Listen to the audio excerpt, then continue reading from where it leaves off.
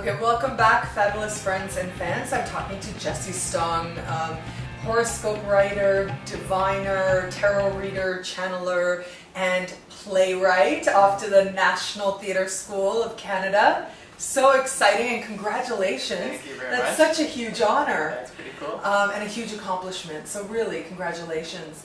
So tell me about what role does this connection to inspiration that you have play, like how does it fall in or play into playwriting? Well, it's all the same, really. Like the original playwriters believed that they were channeling spirit, and the Dionysus theater and all that Greek stuff was originally a place of worship rather than that's how theater's root was. And yeah, for me, it's kind of the same process almost. When I'm about to do a tarot card reading at like 5 o'clock in the evening, the entire day I'll be getting little messages and little pieces, and you'll probably experience that too, where you get little hints of what's coming, and then when you get to that reading, it just flows out of you. And to the person you're reading, it seems like it's all happening right now, when really you've had like a whole day, even a whole lifetime of little messages leading up to it. And the writing process for me is the same, that once in a while, every day I write, and that's kind of the key to being a writer and a tarot card reader. You just got to keep doing it, and sometimes I'll just write it, it'll be little blurbs that don't go anywhere and I don't know where it's coming from. Then suddenly it starts making connections, and then one day you'll just have this night where you just write the entire night and it just flows out of you, like it comes from somewhere else and you are someone else and you don't know where it's going, and then I know where you have a whole play written. And it's kind of like a spiritual reading, it just flows out of you. Yeah, like I think that says a lot for creativity. Creativity is inspiration. And I know I'm remembering some of my seminars in graduate school, and I remember my professor saying it's like you have to learn all the techniques or learn as much as you can to strengthen the techniques, but then once you're in the reading, you almost have to forget the techniques. That's so true. So that something that higher inspiration can sort of work through you, so that when you're doing a reading, and especially when it's like really accurate and you're really on, you're not thinking about, oh, here's this technique and here's what's going on with this, but that you just quickly can pick it up and you can speak what it's being experienced as. So you're not saying to people like, oh, well, your Venus is square this planet and therefore da da da da. You're not just reading a textbook, but you're actually able to make that symbol make sense to that person so that it applies to their lives. And so as you were just sharing about writing, playwriting, I was thinking to myself like, well, yeah, that makes so much sense. You're all... It's kind of the same with the astrology too, like knowing the archetypes of people really helps with playwriting. Because like you know this character doesn't think the way you think, so you have to get out of your archetype and be that one. Yeah, like I won't give away your sign if you don't want me to. No, go for it. Okay, so you're a Scorpio. Big time. And proud of it. yeah, and so I can imagine like you're proud of it. Oh, I God, love that you're proud of I it. love Scorpio. And so I think it's great that, yes, you're a Scorpio and you know that, but then at the same time, I think it speaks to having a compassionate spirit, having an open spirit, that you can then like create a character, step into a character who is totally nothing like a Scorpio. Yeah, for sure. Yeah, that's for sure. I love writing like people who don't have that.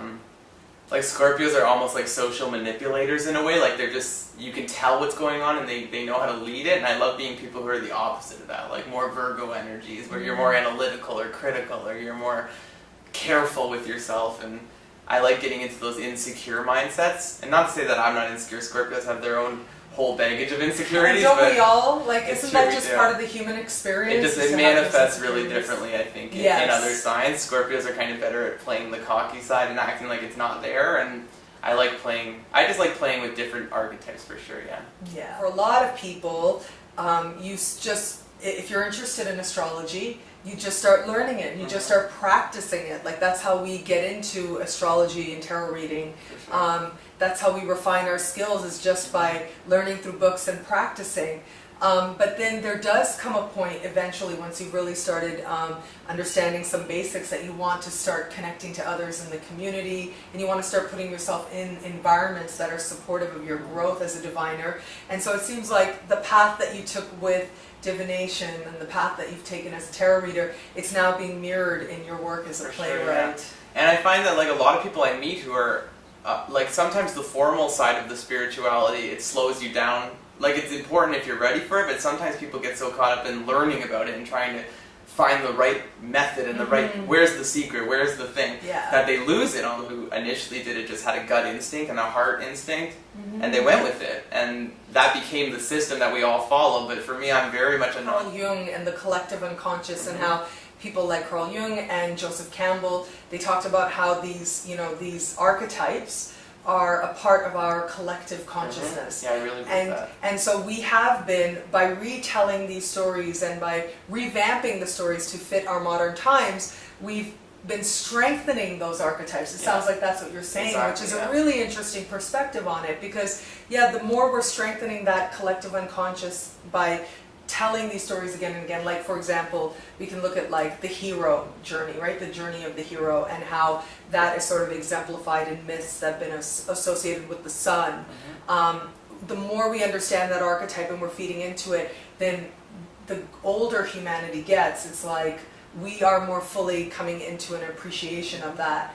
And I'm also thinking about how, you know, also when I've taught classes, you know, I'll start with just a very brief description of the planets, a core description, and people, they already know it, they already sense it. On They're some like, level they they're like, well, yeah, of course that's what Mars is, of course that's what the sun is, of course the moon would be the mother and the sacred feminine, and Mars would be the sacred masculine, and the sun would be prophecy and healing and enlightenment and all that. Yeah, it's all. I think it really is deep in all of us, and it really is like something that we all just know on some level. It's just that we block it with not believing it, or thinking it's silly, or our fear too, like that we don't open up to it. I really agree with that.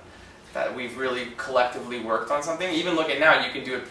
You're making a profession out of doing spiritual things, and there's like a master's degree in doing spiritual things. I know, that's amazing. There's so many signs right now that people, I don't know if they recognize it, how as a collective consciousness we've accepted this as mainstream. People read the horoscopes. I sit on the subway and I watch, the first thing people do is they flip to the back and read their horoscope, and whether or not they fully buy into it or whether it's more fun for them, like, we live in a world where it's not like witchcraft anymore, where it's like, oh yeah, okay, horoscopes, yeah, that makes sense. Astrology, yeah, that makes sense. Yeah, but it isn't even just about it makes sense, but what's interesting is even people who are just reading it as entertainment, they don't realize that there's a very deep philosophical implication happening when they read horoscopes. Because when they read horoscopes, what they're really doing is saying, or they're affirming, that our universe is wise and loving. And connected. Exactly, and that we are connected to our environment, that we're not these isolated beings sort of walking around, what is it Max Weber said, you know, the alienation of postmodernism. Yeah.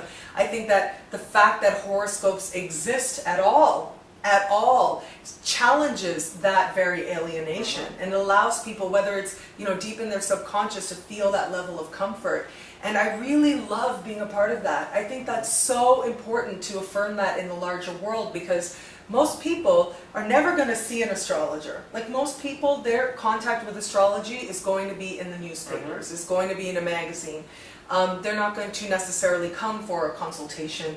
I remember, actually, this has happened so many times. I've been at an event and done a reading, and people have said, this is my first time getting a reading. Yeah. I'm sure that you've had that experience as well. Almost every event, there's always one first timer. Oh yeah. They're always really nervous, and then I'm always glad they came to me and not someone who's going to doom and gloom on them. Oh, absolutely. I hate those doomy, gloomy people. Yeah, it's not good. Yes, no. And I love that I can just sort of affirm, like be an ambassador at the same time of just that, you know, everything is fine. And I always, sometimes I feel the need to sort of say that to people, that don't worry, it's not going to be bad. Yeah, it's not going to hurt you. Exactly. Yeah. It's going to be good. Just relax. Be open on a heart level.